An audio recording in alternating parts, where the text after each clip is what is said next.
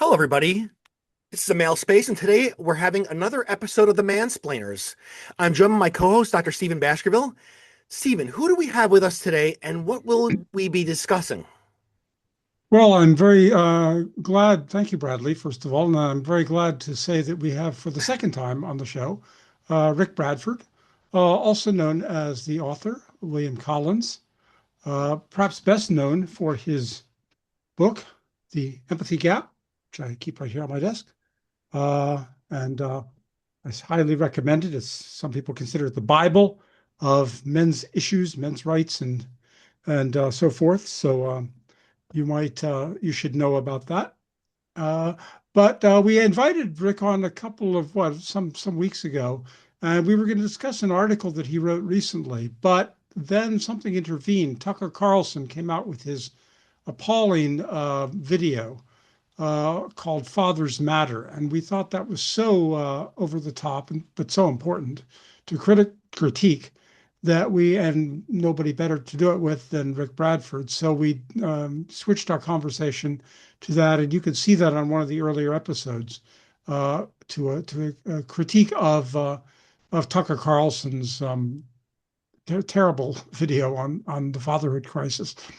Now we had invited Rick back to talk about another article that he wrote recently on some well, it's a scholarly article, essentially, well documented, well referenced, on the subject of essentially the relationship between sexuality on the one hand, and I guess you could say family relations on the one hand, and civilizational health, the decline of civilizations on the other. And Rick, you referenced a number of important, I guess they're all anthropologists, sociologists, social scientists, let's say, J.D. Unwin, perhaps the most famous, but also a few others. And so as it happens, I was particularly taken by this article because I would like to write a book. I'm working on a book now on the subject of the relationship between feminism specifically and civilizational health and longevity and decline. So this kind of touched a nerve with me, and I wanted to discuss it a bit. So what was it that I guess I can imagine what it was, and people can imagine what drove you to write this article. But uh, maybe you could just give us if there's any background to the article that we might know about. First of all, we should also put Bradley. I assume we'll put down a link to the article so listeners can look at it, can read it after the show if they haven't, and reference some of the rest of Rick's important work, like his book.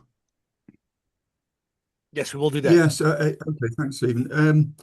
The background to the article, to be honest, I'm not entirely sure what it was, other than the fact that I have a strong interest in all these gender issues, which is the I see. subject of my blog going back some 15 years.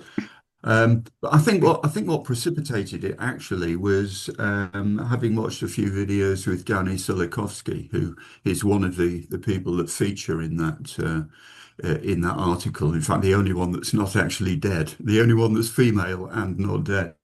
And perhaps we can talk about Danny Sulikowski and even perhaps get her on the show at some point. But I think that's what triggered it. But I thought I'd take the opportunity to summarize what a number of moderately or even very well-known past authors, particularly historians, have said in regard to the issue of the rise and fall of civilization. So I did a very quick sort of summary of people like Oswald Spengler and his Decline of the West, which was a famous book at the turn of the last century.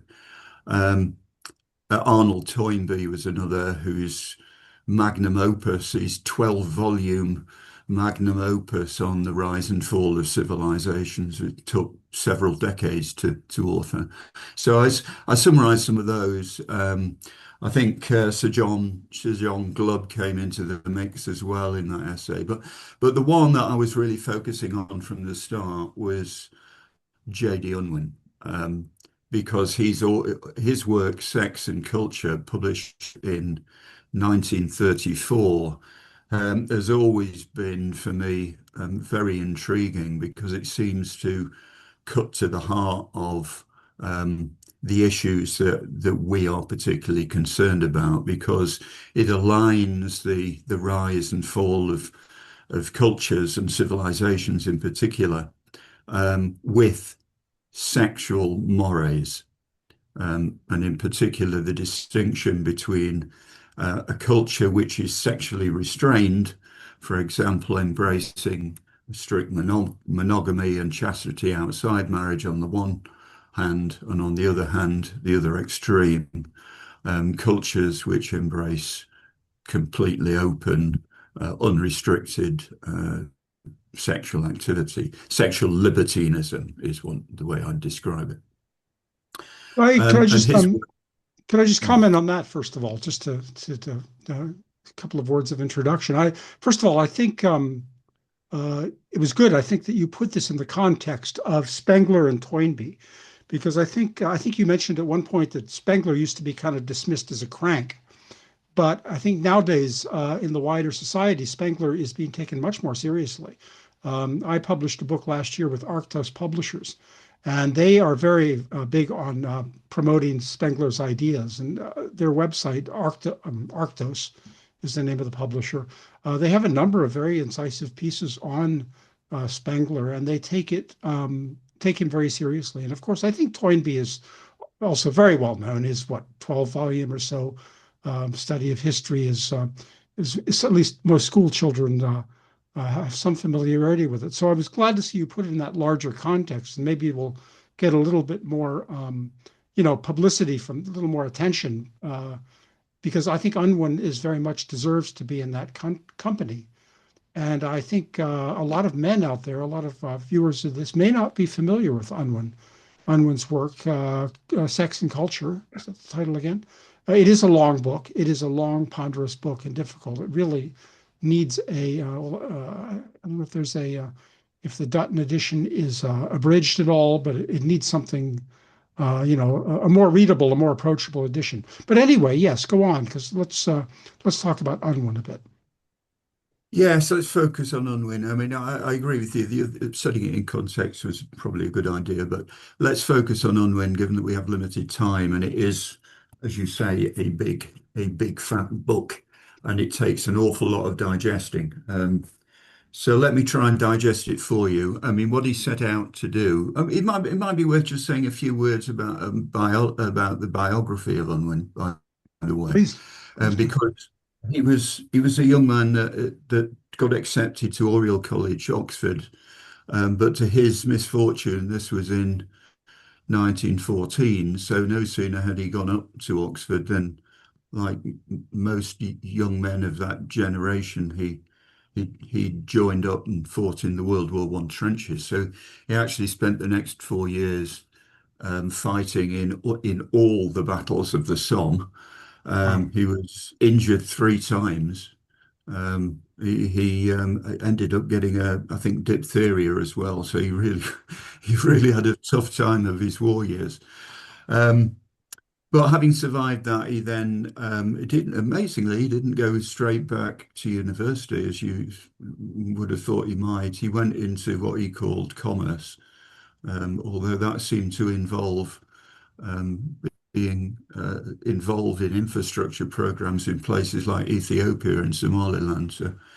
So he seems to have been a man that was committed to sort of humanitarian works. And when he did eventually go, well, not back to academia, because that's so far he'd never actually succeeded in joining in a university. But when he did go back to Oxford, he decided he was originally going to be a classicist, so clearly a bright chap, but by then he'd become interested in anthropology. So he studied anthropology, seemingly quite informally, because he never took a degree. But he did study it seriously enough to publish some papers, which were the precursor really to the work that we're going to be talking about. But he never got a first degree. He then left Oxford and went to Cambridge, where he did enroll in a PhD program. So his PhD thesis, it was the work that he then subsequently published as the book Sex and Culture, which is what we're going to talk about. So quite an interesting biography. So 1934 was when it was published, and he himself unfortunately died only I think about 3 years later. So he Hmm. didn't have time to do very much else. But there is another book, I believe, that is available. Um, but Sex and Culture, what did he set out to do? He set out to examine the anthropological evidence, principally, as to whether there was a link between sex and culture. Clearly, he suspected there must be, otherwise he wouldn't have thought of that topic. And indeed, there turns out to be a link. So it's principally a work of anthropology, and the bulk of the book is concerned not with civilizations, but with uncivilized societies. So the bulk of the book actually examines the anthropological evidence from 80 different societies. That's why it's such a massive work, because it goes into quite a lot of detail about all 80. And because he's trying to, and he does eventually then focus on civilizations after that, but only after he's developed his thesis on the basis of the uncivilized societies. That's what's quite interesting about the work, is clearly structured with those two things separately.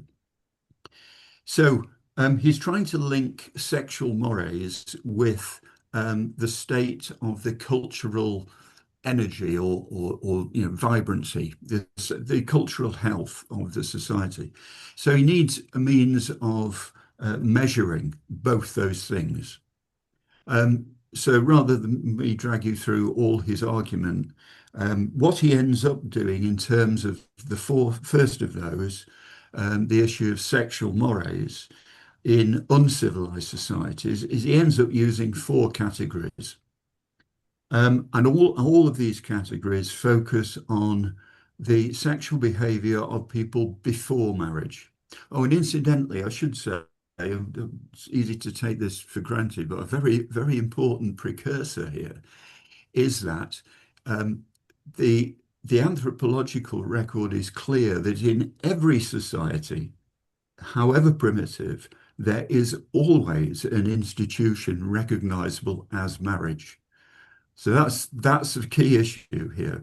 So you can talk about pre and post nuptial arrangements in these societies, and it has a clear meaning, unambiguous meaning in every society.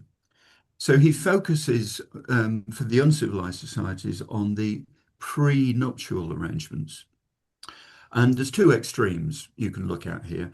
You can look at the cases where um, both men and women are required to adhere to strict chastity before marriage. So both the man and the woman are required to enter marriage in the virgin state. So that's one extreme. The other extreme, of course, is when there is no restraint on sexual activity at all pre-marriage.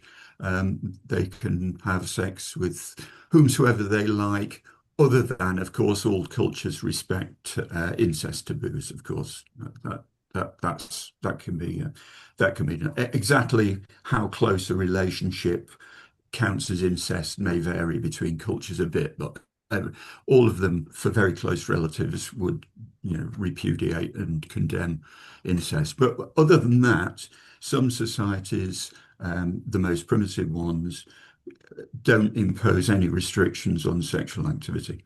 And then in between those two extremes, you have an intermediate case where uh, you may not be expected to enter the marriage in the virgin condition, but there are restrictions, and the restrictions particularly focus on those who are betrothed, and particularly the woman after betrothal. So after betrothal, the woman may be confined not to have sex with any man other than her intended husband, or somewhat more restrictive, after betrothal, the woman may be restricted from having sex with anyone, including her uh, prospective husband. So there are four categories then he identified. And the advantage of these categories is he could, across all 80 societies, identify which of these categories all 80 fell in, because it was a classification system where the evidence was available. And this is why he was focused on anthropological evidence rather than historical, and it's why he focused on issues related to behaviours that were clearly identifiable in the anthropological record, not nebulous things like belief systems. Okay, so that's the sexual mores side of it, and then for the cultural health, cultural vibrancy, or of the society, he identified four categories, one of which was split down into subcategories. So those it took me a while to realize this, but he essentially invented his own classification system. So this is why these words probably don't seem that familiar. I don't think they're standard anthropological words. But the lowest level of society is he called it zoistic.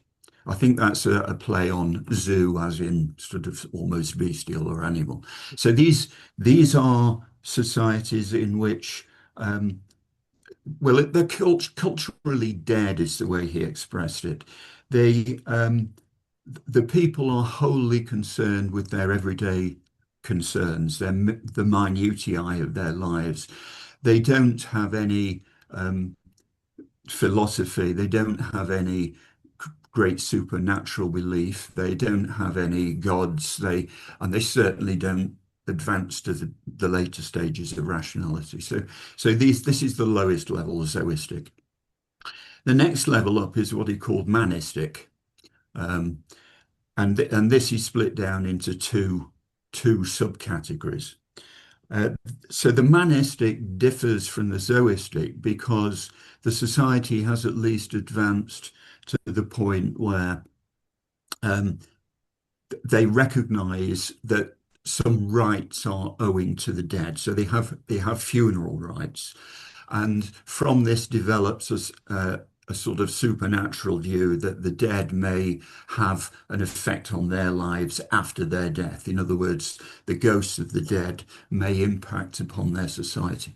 So the most primitive version of the manistic is when they feel they have to appease the ghosts of the dead because the dead could be malevolent if they don't execute certain rites to appease them.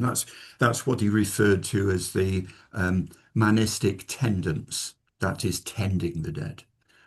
But there's a higher level of the manistic, which is more akin to the way a Christian might offer prayers up to a saint. This is when it still revolves around the cult of the dead, but the dead now are seen as not just a malevolent force, but a powerful supernatural force that can also offer help and assistance if you approach them with the right rites and so on. So this is a higher level, if you like, a higher level moving up towards something more that we'd recognize as theistic. And then the next level is the overtly theistic. He actually calls it deistic rather than theistic, but for anyone that's into theology, he doesn't mean deistic in the sense that we would use the term deism now. He really means theistic. In other words, belief in gods. And these societies, which is the sort of third level up, they're distinguished by the erection of temples and the emergence of a priestly class of person that tends the temples and carries out rites, and the priest act as an intermediary between you and approaching the god for in the familiar way that priests do. So that's the first and the lowest three levels, and they apply to the pre-civilization or uncivilized societies. And then the highest level is the rationalistic level. And the rationalistic is where you have what we would recognize as rational philosophy and argumentation, Socratic dialogue, and ultimately scientific type rationality and approach. And this is the rationalistic level occurs only in those societies which achieve civilizational status, and not all of those.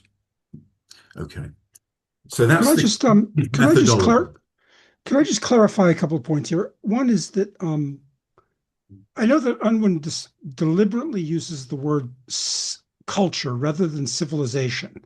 And you say he's got a reason for this. I'm not sure I really understood the reason because it seems to me he really is talking about civilization here. And your description makes it sound that way. He's not just talking about, he says that there's many different definitions of civilization, which seems strange to me because, of course, there's many different definitions of culture. But I mean, we're really talking here about the decline or the health or the longevity or whatever of a civilization, as much as of the, it's not just the attributes of the civilization, not just the cultural attributes, but it's actually the existence of the civilization itself that he's trying to explain and or explain the demise of, if I'm not mistaken. Um, Also, just a quick observation. The second one, it seems like he gives an awful lot of attention to religion there, as if it's a defining feature of culture and of civilization itself, which is interesting to me. Yes, I mean he sort of apologizes for that. I think he would have liked to have used a much broader definition of culture. And of course the book is called Sex and Culture, not Sex and Civilization. So he Right. is focused on culture. He would have liked to have used a broader definition of culture, including such things as social structure and political structure. But he could not do that for the uncivilized societies because generally the evidence was lacking on those things. Mm, Because I see. you'd have to rely on very sparse historical records, which wouldn't be available for most of the 80. So he was keen to use, because he was an anthropologist at this stage, of course. So he's keen to use anthropological evidence that was clear. And this was the same reason why he didn't base anything on the belief systems, but only, although I've talked about, we sense what they believed in terms of tendence of the dead and so forth. All these things in terms of evidence were based on behaviors which you could get from the record. You know, who did they approach when they were in distress, for example, through illness? Who did they approach when their harvest was going to fail because they hadn't had rains? How did they try and control the weather? What did they actually do? So it was quite laudable in that respect because he was trying to get definite information, and that meant he had to restrict it in terms of scopes. So you're right, it is a very restricted definition, even of the word culture. Um, but that's what it's based on, rightly or wrongly. And it does end up focused rather on the emergence of supernatural and ultimately theistic beliefs. That's true. In terms of the civilization thing, well, he again he discusses civilization and what it means, and he ends up saying, well, it's a rather meaningless word, and so he has recourse in the book to more or less giving up and defining what he means by civilization by simply listing 16 cultures which he regards as having been civilized. And in the end, when he ends up taking a closer look specifically at civilization, he really focuses on just six, which are the Sumerians, Babylonians, Athenians, Romans, Anglo-Saxons, and us, the English and related cultures. I So see. yeah, but he uses civilization in that restricted sense. I mean, it does not use the word civilization to apply to the zoistic, the monistic, and the deistic, which are all uncivilized as far as he's concerned. I see. I see. That's Yeah, important. Yeah. yeah. That is important because he analyzes them separately. The bulk of the book, the middle two-thirds of the book, is all about the uncivilized cultures. And in terms of the conclusion, because let's start talking about conclusion. And again, I'm focusing now on the uncivilized before we get to the civilization. I can summarize it quite simply in this, if you can see that. Now, you won't be able to read any of the words, obviously, but hopefully you can see there are two pages. Both pages have very heavy black shading, and you should be able to see that the shape of that black shading on the left-hand and right-hand pages is almost identical. Yes. Okay, so if you just hold that picture in your mind, I'll now describe to you what it was I was just holding up. Those two pages, the one on your left, was a summary of the cultural condition. So there was four columns there. Those four columns are the zoistic, the lower level of manistic, the higher level of manistic, and the deistic. That's what those four columns are. So if I just hold that up again, you can see there's four columns there. The zoistic one is the one with the heavy black shading running all the way down the page. And then the lowest level of manistic, the higher level of manistic, and finally the deistic. And you can see there's not very much in the higher levels. The other page on your right is the section is his classification of the sexual mores. And again, there are four columns. The first column is complete prenuptial sexual freedom. The second is the first level, the intermediate level, where the betrothed woman would not be allowed to have sex with anyone other than a prospective husband. The third column was where the betrothed woman could not even have sex with her betrothed husband. And the fourth column was absolute prenuptial chastity, where both partners would enter marriage as virgins. So let me just hold it up again. There, one is culture and the other is sex. Amazing. And yet the is identical, virtually, almost identical. That, in a nutshell, is his thesis.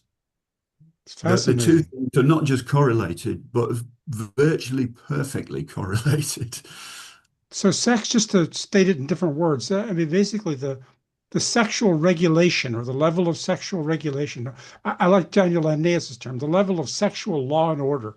Yes. Um, basically, is defines the correlates or corresponds almost exactly to the, for lack of a better, the sophistication of the society, the complexity of the society. As societies become more complex, more sophisticated, more religiously and intellectually skillful, if you like, they also become more sexually, they impose more sexual regulation, restriction, law and order, self-control. Are these adequate words, I suppose? Yes, and They're also perfectly correlated. They're perfectly correlated, but there is a time lag. There is a time lag, and the time lag helps establish which is cause and effect. Because it's when the sexual mores changes that 3 generations down the line that the culture changes. So if a generation was to adopt sexual licentious behavior, but they'd been brought up in a culture of much more strict sexual behavior, the culture would not immediately degrade. It takes 3 generations for the effect on culture to come about. And that demonstrates that it's the change of sexual mores, which causes the change in the culture. So if a culture moves from being licentious to being sexually constrained, then 2 or 3 generations down the line, that if that continues, that will result, according to Unwin, in a much more culturally vibrant, culturally successful, prosperous sort of culture. And works in both directions. If if a culture which was once adopted strict sexual morality degrades into licentious behavior, then in 3 generations you will find that you've lost your cultural vibrancy. And he expresses his findings in what he calls laws, which I think maybe a little bit over the top. But I mean, certainly that those 2 tables I showed you are pretty emphatic. He says that if a culture allows complete prenuptial sexual freedom, then after 3 generations, it will be in the zoistic state. Okay? So you might start off as the greatest culture the world has ever known, but if you have complete sexual license for 3 generations, then you will end up in the state that he described as being culturally dead. So that's pretty much where we're on the way. Bradley, did you have a point? Well, Well, you took the words out of yes. my mouth.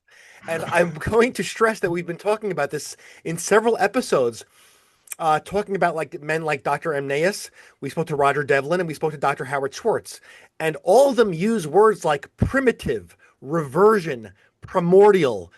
Even in Dr. Daniel Emnaeus's book, The Case for Father Custody, he referred to the children that are existent in this sort of degraded society as primordial citizens, and that this sort of unrestrained mating is for the barnyard, jungle, and the ghetto, which lines up right with what we're saying here. Now, one thing that I've noticed in some people in discussing sex with people is that there's a total lack of understanding of how sex shapes a society. We can have all these social disorders around us that result from this sort of lack of regulation, the lack of sexual law and order, but people will still question and say, sex is just a personal matter.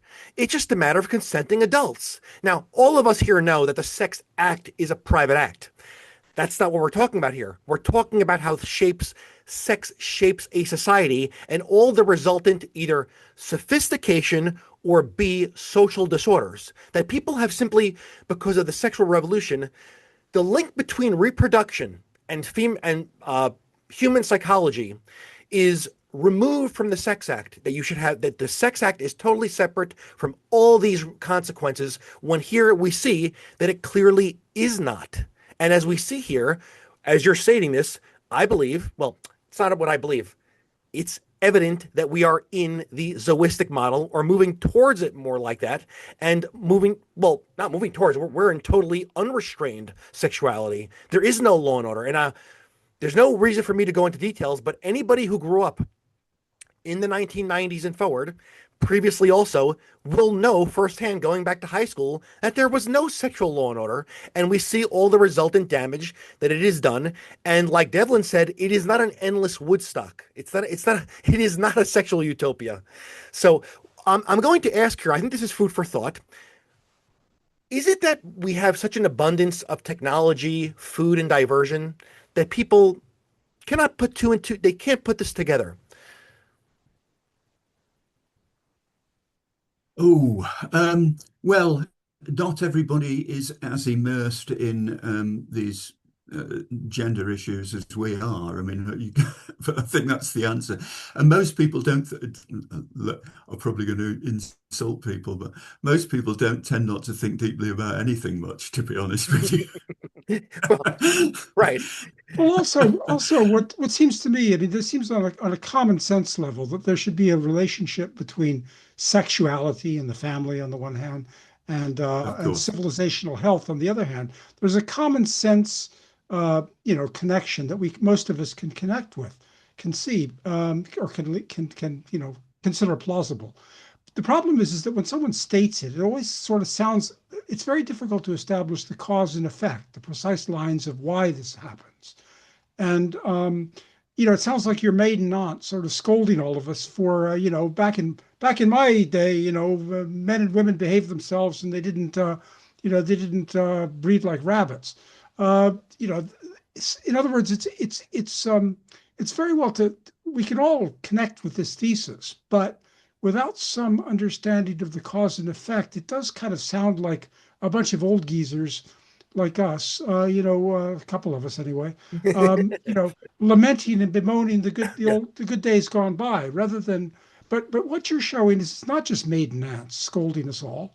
These are No. Unwin is a serious social scientist, and he's not the only one that was putting forth this kind of an argument. So it's not, there are I don't know how much, what level of cause and effect Unwin shows in his book. It doesn't sound, I've never really heard any, um, that he goes into that. It's meticulously documented, but it's studies of other people rather than showing why precisely sexual disorder, licentious freedom leads to civilizational decline, decay. Oh, well, he was it was very clear what his view, what his opinion was on the reason, because he adhered very closely to the Freudian theory of sublimation.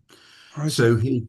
his view was that if, in line with Freud's sublimation theory, that if your energy that you would expend on sex it cannot find its natural outlet in sex, it will find its outlet somewhere else, which he interpreted as being the energy of, to drive the culture forward positively. That's his idea, and he was clearly absolutely sold on that idea because he talks about, cultural energy and sexual energy throughout the book. So that was where he was coming from, and it's worth bearing in mind that in the 20s and 30s, Freud was very much the flavor of the month amongst intellectuals generally, not just psychiatrists. Um, let me just give my personal view. I'm not sold on that idea, and not only I don't think very much about Freud as a person, frankly, and I don't think much about sublimation. But irrespective of that, we have an embarrassment of riches in terms of explaining the link between sex and culture anyway, don't we? I mean, how many theses should we propose? I mean, here's one. Um, we know that sexually licentious behavior undermines marriage. We know that if marriage is undermined, then fatherhood is undermined. We know if fatherhood is undermined, then the development psychology of children is undermined. Mhm. And then you get a self-fulfilling prophecy in which the snowball gathers speed as it rolls downhill. So Yep. there's one thesis off the top of my head, and I'm sure we can come up with many more. Yep. It's Could I not just hard, add it's not hard to explain. Could I just add, I don't consider myself a Freudian by any means, but that sublimation theory, it strikes me as interesting. Could I just add give you a couple of pieces of evidence that I've come across in my own research. One is perhaps not surprising. It's from the 17th century New England Puritan, John Cotton, very famous New England Puritan. And he said, he gave, there's a nice line here that I've quoted in several works, which I think lends some evidence to that sublimation theory. I mean, if we understand the sublimation theory as being a matter of harnessing and channeling sexual energy and diverting it into constructive construction of a civilization. Listen to this quote. Um, Art thou, this is John Cotton, again, a 17th century Puritan. When thou findest any lust of the flesh arising in thee, turn the strength of it to a spiritual end. Art thou troubled with lust after women? Why, turn the strength of thy affection to another spouse. The more you set your heart to consider how amiable and beautiful and excellent he is, Christ, you shall find he will satisfy your heart and you will find little content in any other thing besides. So he seems to be saying exactly that, channel your sexual desire, lust, energy into, well, in this case, religion, religious devotion. But of course, religious devotion arguably is the basis of, constructing a civilization. Um, Not long after that was in my mind, I also came across a quote from an early Soviet Bolshevik, Nicholas Nikolai Samashko, the first Soviet People's Commissar for Health, said, quote, drown your sexual energy in public work. If you want to solve the sexual problem, be a public worker. Well, I see what they're saying. I mean, it's something to think about, but I do like not to drift too far off topic into someone else's work, but Amneas also spoke in a way that is similar to this, meaning that he used the term the statement putting sex to work. Meaning if we have sexual regulation, probably the most conscientious people will couple together, and that's how you, I guess, lead to a more sophisticated civilization with more discrimination in who you mate with and what pairings occur. So, well, yes, he put the term putting sex to work, not in the terms that you just said, into something else that's not sex related, but into forming a family with the appropriate pairings of people. That's what Amneya said. But before, uh, in the rest of the show, I think that we should get on to the work of Dr. Sulikowski, right? Well, can I ask one point that Bradley makes, or Unwin makes, that Bradley highlights? I think it's very important. We're talking here about, and then yes, we can move on as far as I'm concerned. We're talking here not just about sexual license and sexual freedom. Unwin also brings up, and you emphasize this, what he calls female emancipation, or what we would now call feminism, I think, the ideological element to it, which in his day was not as virulent, not as aggressive as it is now, but it was certainly on the rise and certainly perceptible in 1934. But he basically says that that the distinction between sexual licentiousness, sexual freedom, sexual dissolution on the one hand, and feminism or female sexual freedom and ideology, female emancipation, is no distinction at all. They always go together. They are one and the same, essentially. If I understood his and your argument correctly, that the ideological element and the sexual drive towards unrestricted sexual freedom are basically have the same origin. The same. They go together. Well, yeah, yes, this is a very important point because Unwin here does something which a researcher shouldn't do because he attempts to superimpose what he wants to be the case on what the evidence says. Because he observes, and this is very useful, this observation, that in practice, a emancipation movement for women has always gone hand in hand with the loosening of sexual mores. The two things have always gone together. And therefore, in his historical or anthropological record, he can't distinguish between the two because they've always gone together. That's the factual position. But nevertheless, he attempts to, because he clearly feels uncomfortable with the idea of blaming female emancipation on the decline of civilizations. He doesn't want to go there. He feels very uncomfortable. And so he attempts to claim that this perfect correlation between what you might say is feminism and sexual licentiousness, it's just been a historical accident, he tries to claim. But I mean, he has no evidence for that. And so that does rather raise the question, well, why have they always gone together? Are they in fact linked? And I think they are. And again, I think there's probably another embarrassment of riches in terms of explaining why a female emancipation movement does tend to lead to sexually licentious behavior. And It sounds like it's sounds simply like because yeah. if women are free to to have a greater say in the way society is structured and run, they're going to want to mold it in the direction of where their power lies, and women's where their power leverage is. Yes. largely lies in sexuality. So Yes. of course they're going to emphasize the sexual nature, and so I think it's quite easy to understand why the one leads to the other. And it sounds like an early example of political correctness. It sounds like he's intimidated. He doesn't, he knows that this will get him into trouble if he criticizes the ladies, Yes. especially Yeah, the ideologues among the yeah. ladies. But Yeah. some of these conclusions or what he says or doesn't say, maybe I'm being simplistic here. Sometimes I'll just say to people, "Oh, you don't believe this? You can't come to this conclusion. Walk outside your house, turn on your TV. I don't need to study for some of these things. I mean, No. do you see what I'm saying? I mean, go outside your house, turn on the internet, and turn on the television, and there you'll see the evidence right there. Why do? Do you see what I mean? Yeah. Yeah, Uh, if you sit back and you say, well, if you say the clock started running for us in the 1960s, by the clock started running, I mean that was when licentious behaviour really started to kick in big time.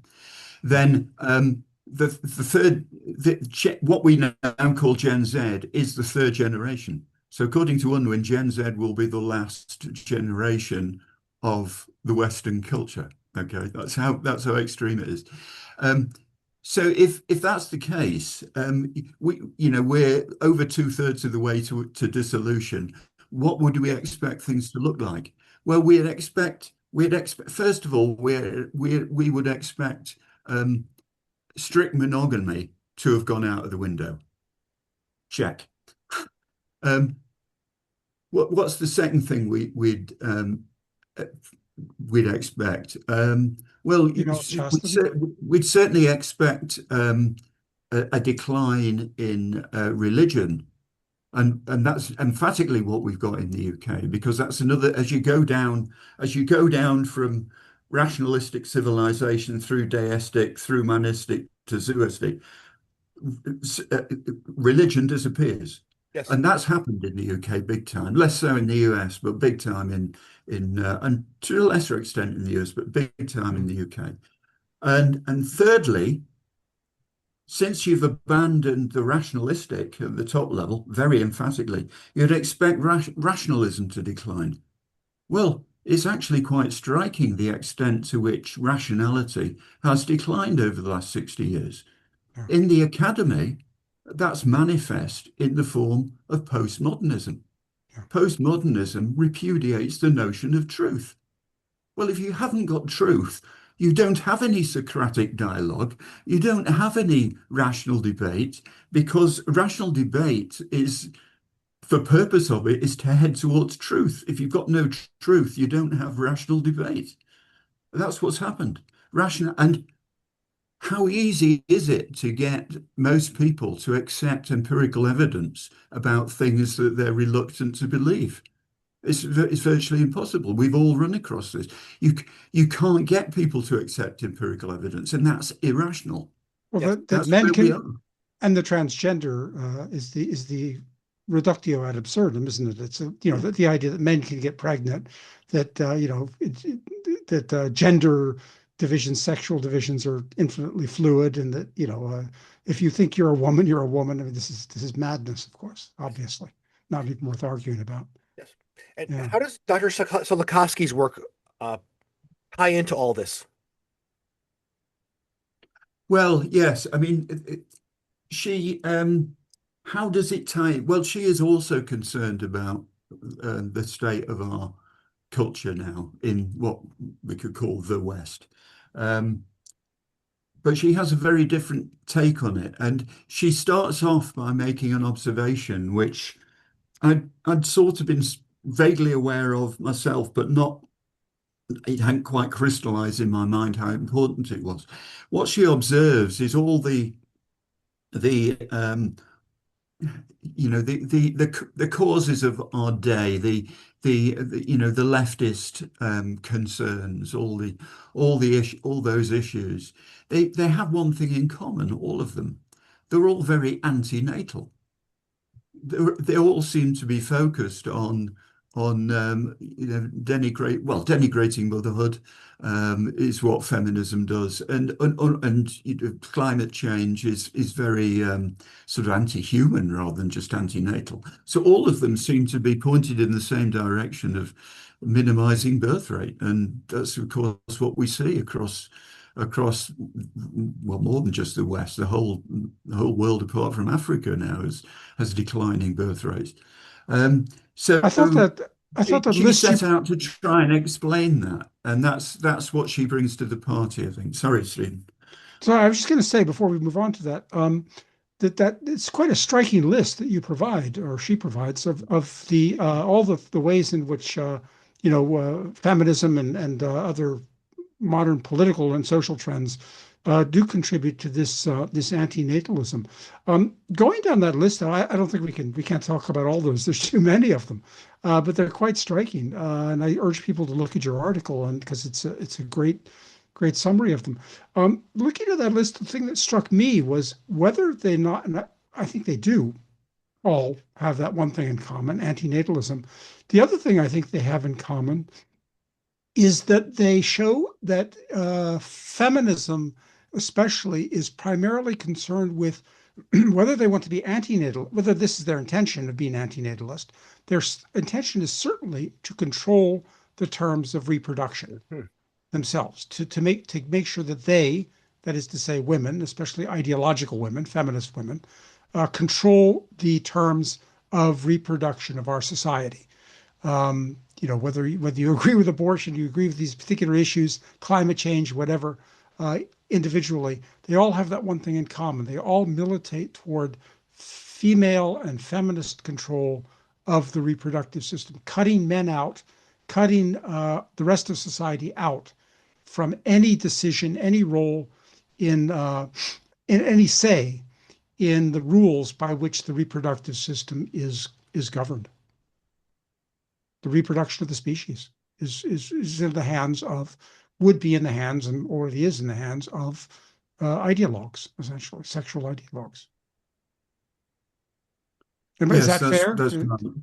And Sulikowski has a particular thesis in terms of how this comes about, which is her, what is it, manipulative reproductive suppression. So this is occurring according to her thesis within the body of women. This is a purely female-driven thing, whereby women are suppressing the fertility of other women as a means of relatively enhancing their own fertility.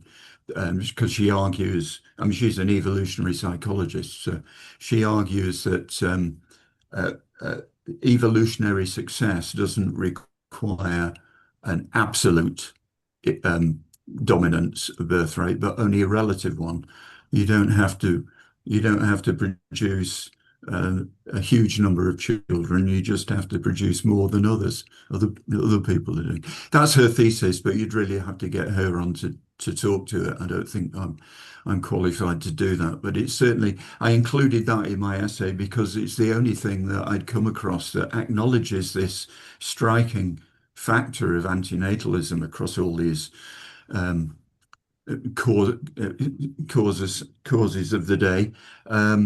It's the only one the only source of an explanation of it that I've come across. So I think even though I sort of react against it because it's not something that immediately strikes me as plausible, possibly because I'm a bloke, so I can't see it from the female perspective.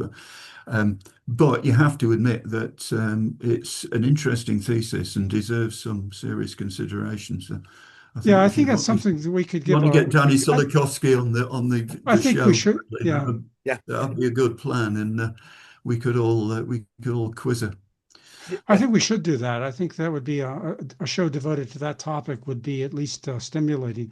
Could I just ask you about one other, because a couple of others, I think they're sociologists, the one I have in mind, that's sometimes associated with Unwin from roughly his era, have came up with similar kinds of theories, which I have, I think, also kind of been not been lost. I mean, to some extent, you don't hear much of them anymore.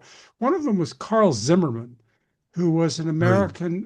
American sociologist, a Mm. Swedish American sociologist, who wrote a book called um, Family and Civilization Yeah. in 1947. And so a few years later than Unwin, but it was also the thesis is roughly similar. It's that the family, as the family declines in its integrity, in its, cohesiveness and so forth. And especially, I think he means as the extended family narrows down to the nuclear family and then eventually, kind of fizzles out altogether. Um, then the civilization, is similarly in peril. Mhm. And Yeah. he's often connected, I think, another sociologist, the Russian American, Peter Sorokin, I think endorsed Zimmerman's thesis and often seemed to lead credence to it as well. And both of them were very important figures. Sorokin founded the American Sociological Society. He had a chair. I think both of them had chairs at Harvard University. I don't know.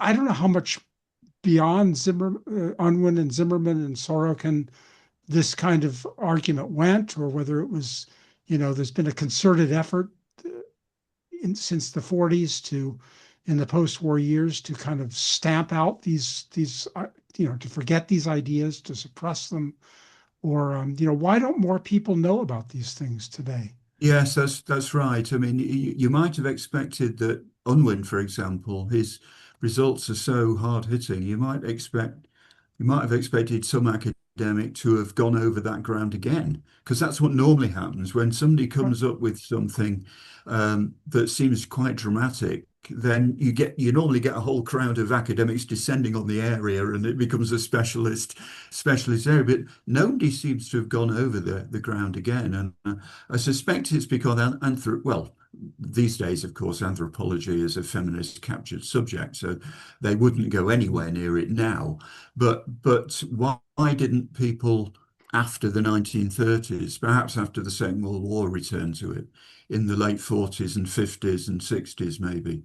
But they seem not to have done, and maybe it's because anthropology moved on. I mean, and just they didn't regard Unwin's methodology as being what they'd regard as the way of doing it. I don't know. It's a bit of a mystery, that. So I agree with you. It is a mystery.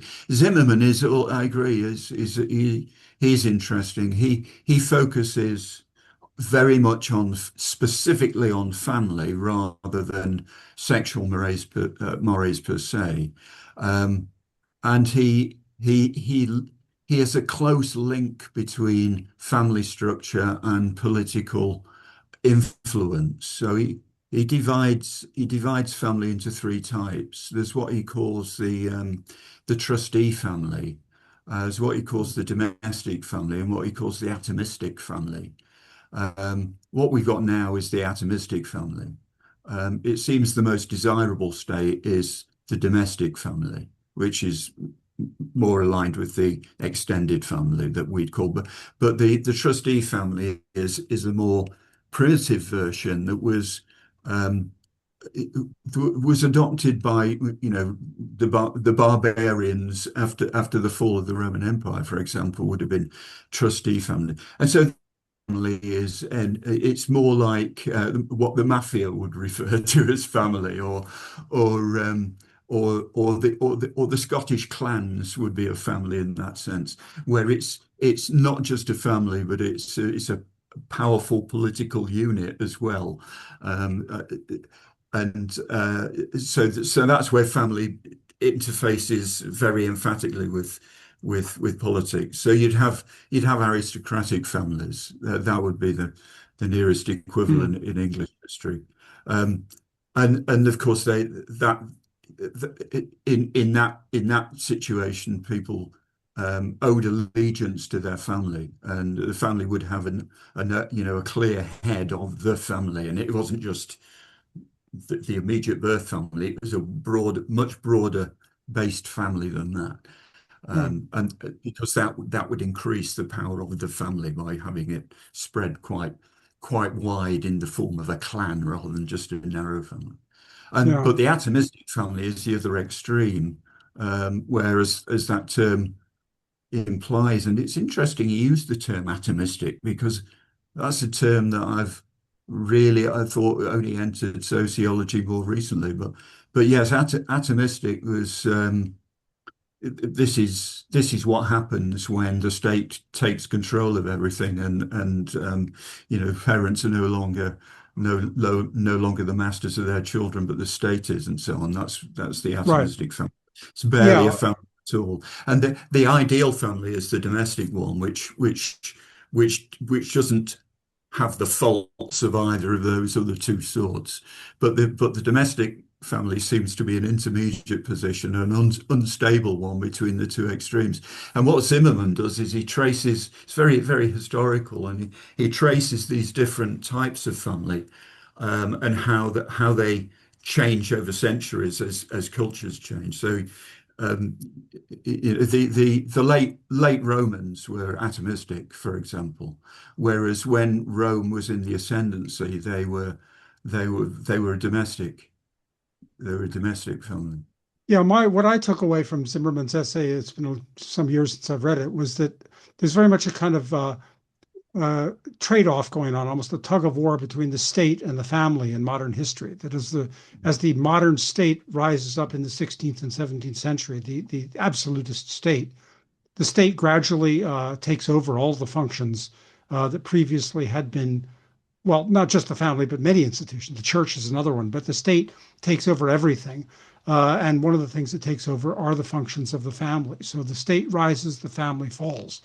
That since 1947, and this is and by the way, he says by 1900, the state had assumed almost all the functions of the family by 1900. Yes, And yes, yes. since his book was published in 1947, of course, it's only become worse. I found another quotation from another anthropologist that I had not was not familiar with. I quote her also, but I was reminded of this as I was reading your essay. An anthropologist named Mary Jane Sherfy, who I guess is quite a prominent, or was in her day, quite a prominent anthropologist, um, who says that, who seems to lend some support to Unwin's thesis. She says, quote, the suppression by cultural, pardon me, the suppression by cultural forces of women's inordinately high sexual drive and orgasmic capacity must have been an important prerequisite for the evolution of modern societies, human societies, and is continued of necessity to be a major preoccupation of practically every civilization, she says. It is conceivable that the forceful suppression of women's inordinate sexual demands was the prerequisite to the dawn of every modern civilization and almost every living culture. End quote. Yeah, that sounds very, very like Unwin, doesn't it? Yeah. Yeah, The other thing, though, yeah. that strikes me about all of these people, Unwin and Zimmerman and Sorokin and all of the people who, Sherfy's perhaps an exception, they don't tell us where the sexual regulation came from in the first place. They they simply assume that it existed, that it came out of the dawn of civilization. They spend all of their time telling us why it's being eroded by sexual licentiousness, by the breakdown of the family, by the power of the state, but they don't tell us why it happened. Or am I wrong? Do they tell us why it happened in the first place? Where it came from? No, Who I who think imposed it? you're right. Certainly, Unwin doesn't say why. It just observes that you do get the change, but you get the change in both directions. Of course, it isn't just decay. You also build up. But what you find is that you get a small group that has a particular um, ethos of sexual restraint. And they start off small, but then they grow because they're culturally very vibrant and energetic. So that's what happens. I think So, when the culture gets big, then it decays, uh, and then it regrows again from a small beginning. I think that's the history of these things. so But intellectuals. but Sorry, go on, brother. you do raise an interesting point. I suppose we're talking now about psychology, are we? Or I mean, how these things get started, or do they get started because people see what's just gone wrong in because these small sort of sub societies, they must have come from somewhere. Presumably, they're born out of the ashes of a decaying culture. And perhaps the reason why they adopt a different approach is because, a group of people see how catastrophic the broader culture has become, and perhaps there's a degree of actual understanding as to how it's happened. I don't know, but I mean, the Intellectuals, Christian maybe. church had an influence on that, of course, in the rise of the sexually restrained culture in Western Europe. All Um, right. but, I uh, was going to say, but- I was going to offer the possibility that, yeah, Because Christianity is susceptible to revivals, to repeated, revivalism, rejuvenation of itself. And, is that a possibility that it comes from Christian revivalism of various kinds, which yeah. we see I from mean, time to time? The Pauline teaching is strict monogamy. Right. With no divorce because it's based on man and woman and one flesh.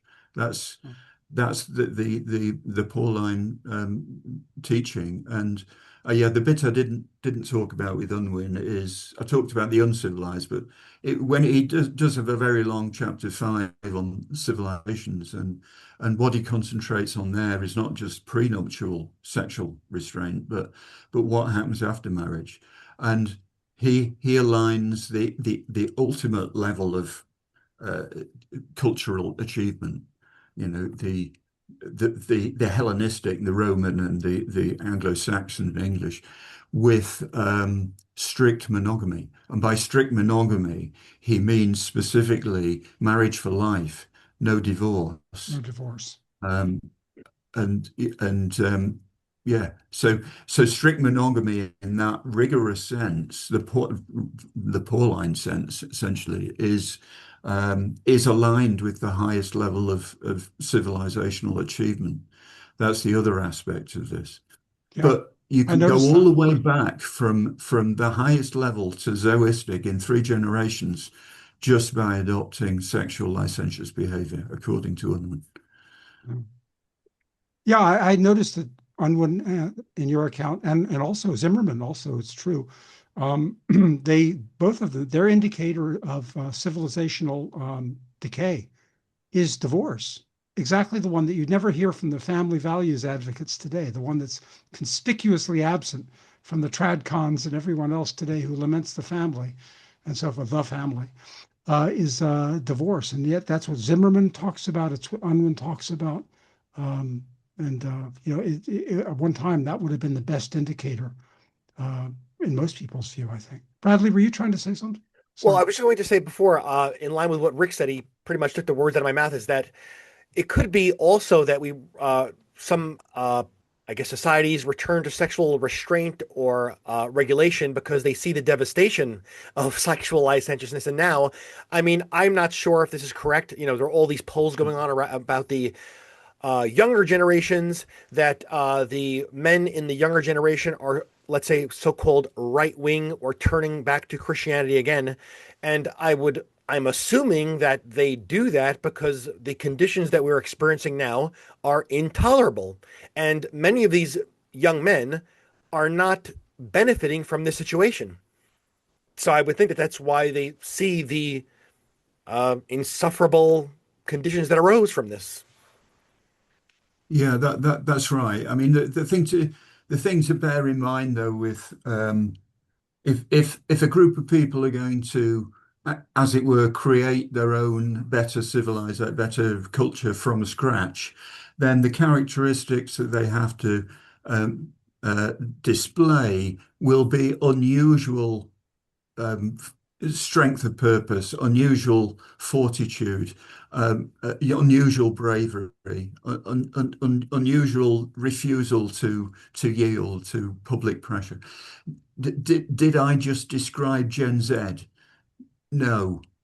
But that's the point, because Gen Z on bulk are doomed. in my view, and they're doomed by the culture that they've inherited.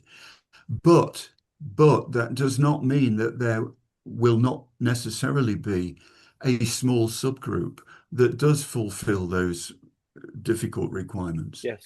There may well be, but it can only arise as a subgroup, not as the culture as a whole. The culture as a whole is going down, in my opinion.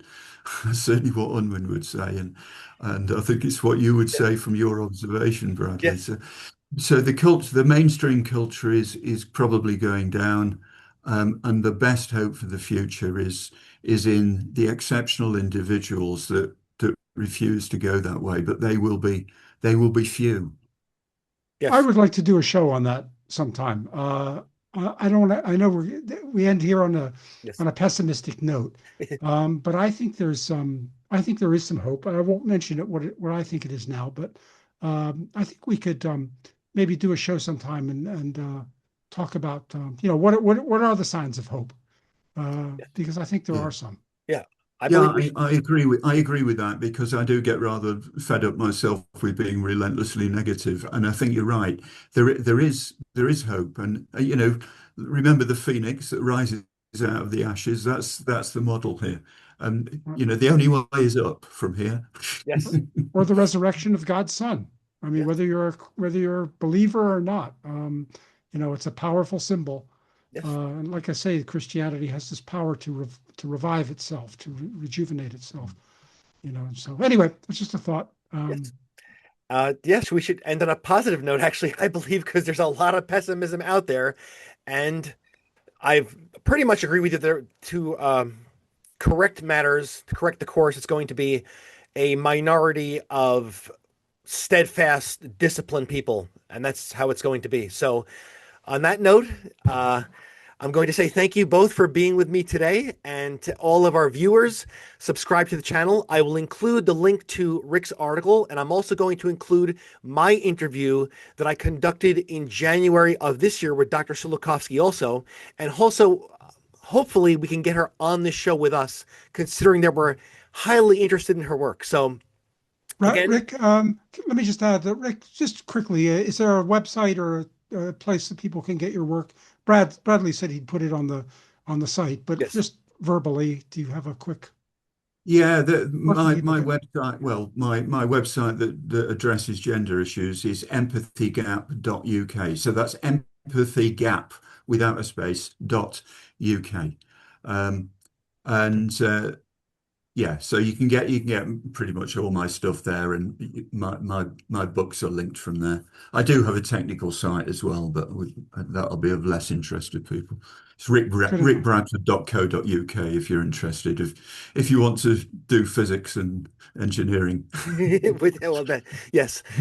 So, okay, so thanks again, and subscribe to the channel if you want to get content on men's issues and sexual politics. Have a good day.